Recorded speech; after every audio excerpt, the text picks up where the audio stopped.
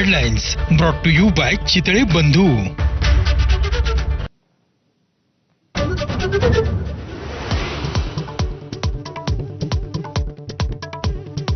पाकिस्तानी नागरिकांना भारत सोडण्याच्या अल्टिमेटमचा आजचा शेवटचा दिवस। पाकिस्तानी नागरिकांना दिलेले व्हिसा आज रद्द। वैद्यकीय व्हिसा असलेल्यांना 29 एप्रिलपर्यंत सूट।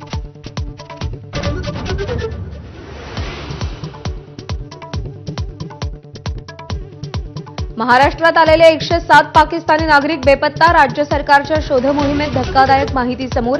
राज्यामध्ये 5023 पाकिस्तानी नागरिक, पण फक्त 51 लोकांकडेच वैध व्हिसा आणि कागदपत्र।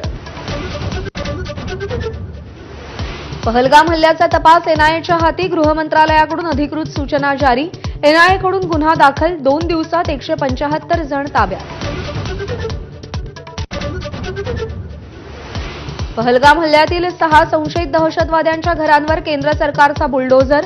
सगळ्यांचा लष्कर-ए-तोयबाच्या कारवायांमध्ये सहभाग। 14 स्थानिक दहशतवाद्यांची यादी जारी।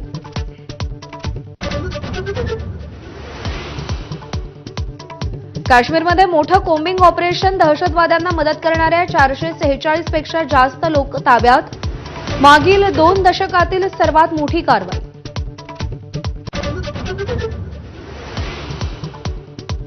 सिंधू नदीचं पाणी रोखण्याच्या भारताच्या निर्णयानंतर पाकिस्तानची दरपोक्ती। पाकचे पंतप्रधान शहबाज शरीफांचं टोकाचं पाऊल उचलण्याचा इशारा, तर रक्ताचे पाठ वाहतील बिलावल भुत्तोची धमकी।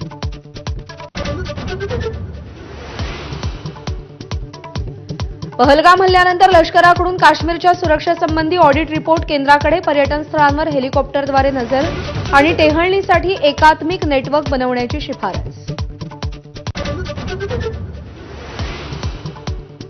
फडणवीसांच्या तक्रारीनंतर पोलिसांबद्दल वादग्रस्त वक्तव्य करणाऱ्या आमदार संजय गायकवाडांना एकनाथ शिंदेंची समज। लोकप्रतिनिधींच्या तोंडी आक्षेपार्ह वक्तव्य शोभत नाही, बोलताना काळजी घ्या, शिंदेंची ताकीद।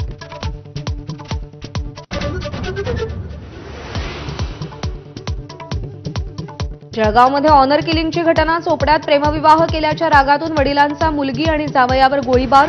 मुलीचा मृत्यू तर जावई गंभीर जखमी। पावसामुळे आयपीएलमधील कोलकाता नाईट रायडर्स आणि पंजाब किंग्स संघातील सामना रद्द। दोन्ही संघांना प्रत्येकी 1-1 गुण।